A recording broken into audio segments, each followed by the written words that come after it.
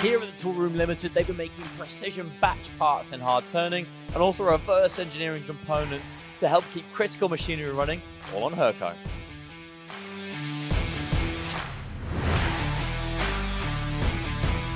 So Ray, look at the machines you've got here on the shop floor. It's a really nicely laid out shop floor. Where are we and what do you guys do? We're the Toolroom Limited. We've been on the go now for 4 years, coming up 4 years. Precision machine shop in Hartlepool, northeast of England. And what kind of parts do you make? There's quite a range I've seen around. We make everything and all sorts of materials, whether it's non-ferrous, ferrous materials, in all different types of plastics. Jigs, fixtures, small tools, press tools, repairs, modifications. Basically anything that comes through the door, you'll say, we'll have a go. There's always somebody walking through the door with a repair. We're fortunate, some of the customers we've got are really big blue chip companies, but they do require us to turn things around very, very quickly. Yeah, and because they want really quick lead times, I guess, you've got quite a lot of capacity. What capacity have you got here? Yeah, I think I was a mature businessman when I first set this up. I was 51, and I'd had experience of running a business for over 25 years. So I was in a position where we could self-fund from the start. And how I always tried to navigate the rocky waters of there just being a few of us, I always wanted an abundance of machines. We've always tried to have one more machine than what we need on the Hurco side. So as we got to that 100% capacity limit, we bought the next machine. And it's great because we can have 2 machines running at the same time. We do a lot of batch work, so we need that ability to be able to turn a repair around quickly. Yeah, I've seen a lot of green lights for the 2 lathes here and then the 4 mills that you've got around. Yeah. This business was started around 4 years ago, right? Yeah. How did Hurco and working with Hurco, how did that support you through that, starting this as a new business? Well, Hurco was known to us. We didn't have to do a lot of research on that. They were known to us. We know a lot of the people in this area are aware of Hurco. The local college, Hartlepool College of Further Education, has a Hurco mill and a lathe. They're training young people right this minute with these type of machines. I think they look great.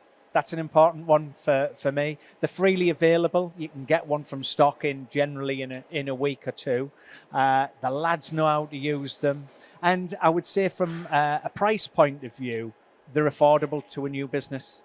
You know, you can afford to actually ask how much is one of those. Yeah. And why would you go for, you bought these all from new. Yeah. Why did you pick to go for brand new machines from the start?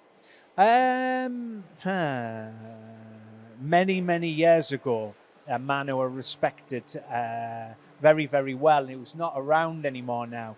It was when I was an injection moulder and I was choosing equipment, and he said, Ray, if you're going to open a business and you're serious about your business, always try and buy the best kit you can afford. And I think I've done that the whole of my working career, nearly 40 years. I've always looked for the best kit and have it in abundance. Yeah, brilliant. And you've been working with Jeff for the past 4 years to help build the business as well. Yeah. We're going to talk to Jeff about technically how the Hurcos help you guys produce not only general subcontract parts of all materials, but really precision cavities for tool molds as well. Jeff, you've been working with Ray for about 4 years now. What have you been doing at the tool room for that time? How did it start? How did it start? Well, I have a background in tool making. So initially we started manufacturing small injection molding tools, repairs and modifications. And then we progressed to subcon. So we bought extra machines. We started machining maybe one-off parts, batches up to 100. Materials range from plastics to exotics to hardened steels. Yeah, and you're making a lot of different parts every single day out of really difficult to cut materials, maybe easier to cut materials as well. Absolutely. Ray was saying that Hurco machines make it easy to find people, the stock's really available, but obviously the Hurcos need to make really good components every day as well. How do they help you produce good components? Oh, they're fantastic. They hold the tolerance. Like I said, we work until 0.01 to 0.02 on 3D forms. We don't have a problem with holding that sort of tolerance over multiple parts. They're very easy to program. They're so easy to to set up. We use a 3D taster, and like I said, they're very simple. It's just setting up your datum, setting your tools are very, very simple as well. And away you go. The conversational side of the milling and the turning's so easy. You're just filling in blocks. Brilliant. And when it comes to accuracy on those kind of components, how important is accuracy for your customers and the parts you make?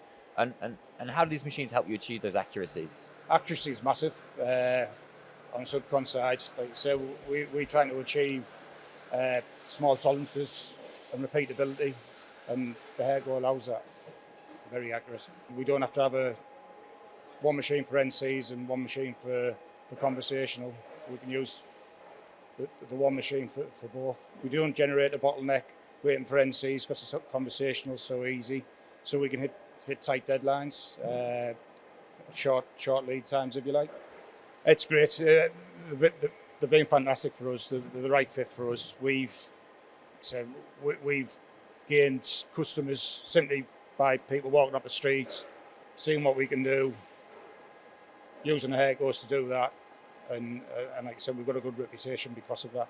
So my name's Olivia, and I've just left school this year, back in July. My dad helps run the business, and I got into it because I took engineering as one of my GCSE options, and I absolutely loved it. I was the girliest girl in the world, which I still am, but I came into engineering and I absolutely loved it. But ever since I was little, I'd always come in my dad's factory and I'd be helping out. And I also didn't want to follow what my friends were doing because they all kind of did the same thing. So I thought, you know what, I'm going to branch out, I'm going to do something different. And I was quite scared at first to be because I was the only girl that I knew going into engineering. But I've came in, I've absolutely loved it. So now we're doing modifications on locks, but day to day, I just do a bit of everything. I do a bit of modelling, I come in, I do a bit of setting the datums while I get used to it, clocking in the vice. I do a bit of all sorts really, just to get me started. I just think once you're getting all the basics, it's easy, the rest of the stuff that you can do on them. Well, you can first of all start by writing the programs, and once you know the basics about writing a program, I feel like you can kind of build it up. And also, if you do write a program, you can check the graphics to make sure that it's right before you set away a part. But setting the datum I find really easy, just calling the tool up that you need and setting it, I find that easy. And also, if you need to change the vice or anything, I find that also easy. Been here about 3 months. I'm at day release at college, so I'm in about 4 days a week, but I've loved it.